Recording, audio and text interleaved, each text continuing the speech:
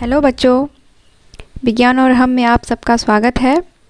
और आज हम कोशिका संरचना के 10वें भाग में पढ़ेंगे केंद्रक के बारे में, यानी कि न्यूक्लियस के बारे में। केंद्रक कोशिका यानी कि सेल का केंद्र होता है, या उसको हम कंट्रोल रूम भी बोल सकते हैं। और यह कोशिका का सबसे महत्वपूर्ण भाग होता है। तो चलिए हम आज इसके बारे में विस्तृत रूप से अध्ययन करते हैं।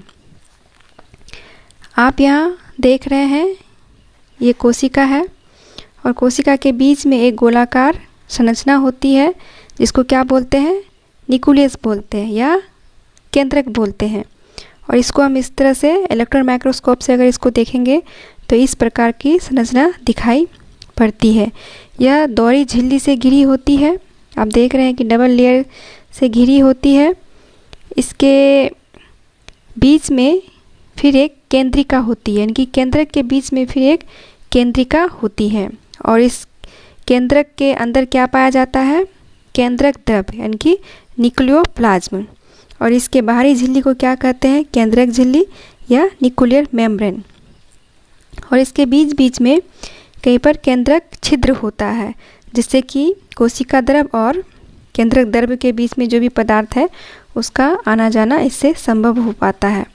और ये जो धागे नुमा संरचना आप देख रहे हैं, ये सारी चीज़ें धागे की तरह, ये क्या है? ये है क्रोमेटिन जालिका।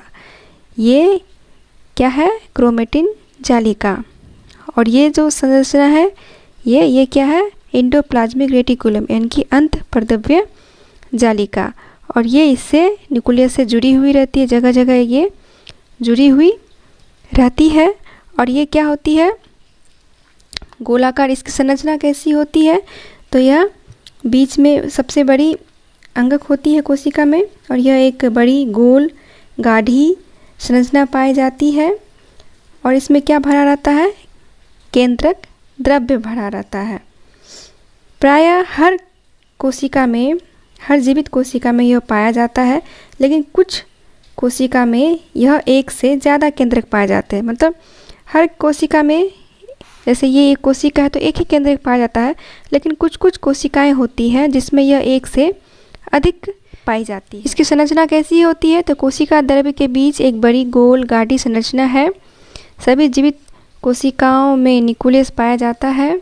यह दोहरे परत की झिल्ली से घिरी रहती है, जिसे न्यूक्लियर मेम्ब्रेन कहते हैं। जैसे कि मैंने उस पर आपको चित्र में भी बताया।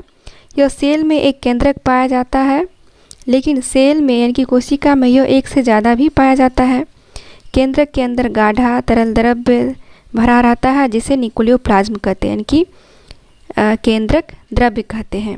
और केंद्रक द्रव्य में महीन धागों की जाल होती है, जिसे क्रोमेटिन नेटवर्क कहते हैं, क्रोमेटिन जालिका कहते हैं। यह यानी कि क्रोमेटिन नेटवर्क क्या किससे बनी होती है? डीऑक्सीराइबोस न्यूक्लिक एसिड, यानी कि डीएनए एवं प्रोटीन की बनी होती है। डीएनए जो है डीऑक्सीराइबोस न्यूक्लिक अम्ल, यानी कि डीएनए आनुवंशिक लक्षणों को एक पीढ़ी से दूसरी पीढ़ी तक ले जाती है। ये जो डीएनए है, इसी के द्वारा माता पिता के गुण बच्चों में आते हैं पीढ़ी दर पीढ़ी। जैसे कि आपका जो चेहरा मिलता है अपने पापा से, मम्मी से, या आपकी आवाज़ मिलती है, या आपका कोई भी चीज़ जो व्यवहार मिलता है, ये इसी डीएनए के वजह से ही माता पिता का गुण क्या होता है? पीढ़ी दर पीढ़ी दूसरे तक जाती है। कोशिका विभाजन के समय क्रोमेटिन जालिका की धागे जो होती है अलग होकर कई छोटी और मोटी छड़ जैसी बन जाती है, जिसको क्या बोलते हैं? गुणसूत्र, यानी कि क्रोमोजोम। जब कोशिका का विभाजन होता है, जब दो कोशिका, जैसे ये कोशिका है और इसका जब विभाजन होता है, जब दो कोशिका बनती है, तब ये जो क्रोमोजोम है, ये गुणसूत्र है, ये क्या करता है उस टाइम क्या करता है?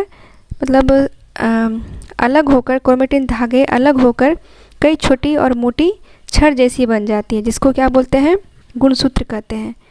डीएनए अणु में सेल के निर्माण एवं संगठन की सभी आवश्यक सूचनाएं होती है। जिस तरह से आप एसडी कार्ड या कोई भी फाइल होता है, या पीडीएफ फाइल हम अगर कहते हैं, तो उसमें सारी इन्फॉर्मेशन रहती है ना, उसी प्रकार डीएनए में सेल का निर्माण से लेकर उसका संगठन से लेकर उसका जो भी, हम ये कह सकते हैं कि उसका ब्लूप्रिंट जो है वो सारा का सारा डीएनए में क्या होता है, उसमें सूचनाएं संग्रहित होती है। डीएनए के खंड को जीन कहते हैं। डीएनए के खंड को क्या कहते हैं, जीन कहते हैं। यानी कि जीन के मिलने से ही अगर उसके डीएनए को अगर टुकड़ा टुकड़ा किया जाए तो वो जीन में बढ़ जाता है, और जीन और उसके टुकड़े को क्या कहते हैं, जीन कहते हैं। और ये जीन पैतृक गुणों के वाहक होते हैं। डीएनए में क्या आनुवंशिक गुणों को एक पीढ़ी से दूसरी पीढ़ी ले जाती है, लेकिन डीएनए में ये काम करती है, जीन काम करती है। जो माता पिता के गुण, इनके आनुवंशिक जो पदार्थ होते हैं जिनका, वो डीएनए का जो आनुवंशिक जो है वो क्या कौन ले जाता है, जीन ले जाता है। जीन पैतृक गुणों के वाहक होते हैं, अतः डीएनए को आनुवंशिक पदार्थ तथा जीन को आनुवंशिक इकाई कहा जाता है। केंद्रक के बीच में क्या पाई जाती है, केंद्रिका, न्यूक्लियोस जिसको बोलते हैं। तो केंद्रक के अंदर केंद्रक द्रव्य में एक छोटी गोलाकार या अंडाकार रचना को क्या बोलते हैं, केंद्रिका बोलते हैं, न्यूक्लियोस बोलते हैं। यह एक या अनेक होती है। एक कोशिका में यह एक भी हो सकती है या अनेक भी इसमें एक कोशिका के केंद्रक में ये पाई जा सकती है। हम केंद्रक के कार्य के बारे में थोड़ी सी जानकारी प्राप्त करते हैं। तो केंद्रक का कार्य है कोशिका की रक्षा करना, कोशिका विभाजन में भाग लेना। यानी कि कोशिका को ये हर तरीके से सुरक्षा प्रदान करती है। यानी कि उसका हम कह सकते हैं कि ये कंट्रोल माइंड की तरह पूरे कोशिका की देखभाल करती है, उसकी रक्षा करती है। कोशिका को क्या ज़रूरत है क्या नहीं है उसका सारा का सारा लेखा जोखा केंद्रक का काम होता है। और कोशिका विभाजन में यह सबसे महत्वपूर्ण भूमिका निभाती है। केंद्रक की अनुपस्थिति में कोशिका विभाजन संभव ही नहीं है। यानी कि अगर कोशिका में केंद्रक नहीं है तो उसमें कोशिका विभाजन कभी भी नहीं हो सकता है। केंद्रक कोशिका के भीतर संपन्न होने वाली सभी उपापचयी यानी कि मेटाबॉलिक तथा जैविक तथा रासायनिक क्रियाओं का नियंत्रण करती है। यानी कि केमिकल में जितने केंद्रक जो है क्या करती है, कोशिका में जितने सारे जैविक रासायनिक मेटाबॉलिक जो कार्य होते हैं वो सारे का सारा लेखा जोखा क्या करती है, केंद्रक ही करती है। उसका नियंत्रण जो है वो केंद्रक करती है। कुछ जीवों में कोशिकीय जनन की भूमिका निभाता है। यानी कि कुछ जो जीव होते हैं उसमें जनन में ये महत्वपूर्ण भूमिका निभाता है। यह कोशिका के विकास एवं परिपक्वन को निर्धारित करता है। यानी कि यह जो है केंद्रक जो है क्या करता है, कोशिका का विकास जो होता है और उसका मैच्योरेशन जो होता है उस क्या करता है, उसको निर्धारित करता है। केंद्रक प्रोटीन संश्लेषण के लिए आवश्यक कोशिकीय आरएनए उत्पन्न करता है। यानी कि केंद्रक क्या करता है, प्रोटीन जो संश्लेषण होता है कोशिका में उसके लिए वो आवश्यक कोशिकीय आरएनए उत्पन्न करता है। यानी कि इसका आरएनए का वो उत्पन्न करता है। और उस केंद्रक के अंदर जो केंद्रिका होती है उसका कार्य है आरएनए का संश्लेषण करना। यानी कि केंद्रिका में आरएनए का संश्लेषण होता है और कोशिका विभाजन में इसका विशेष महत्व होता है। आज के इस कक्षा में हमने जाना कोशिका के सबसे महत्वपूर्ण अंगक के बारे में, केंद्रक के बारे में।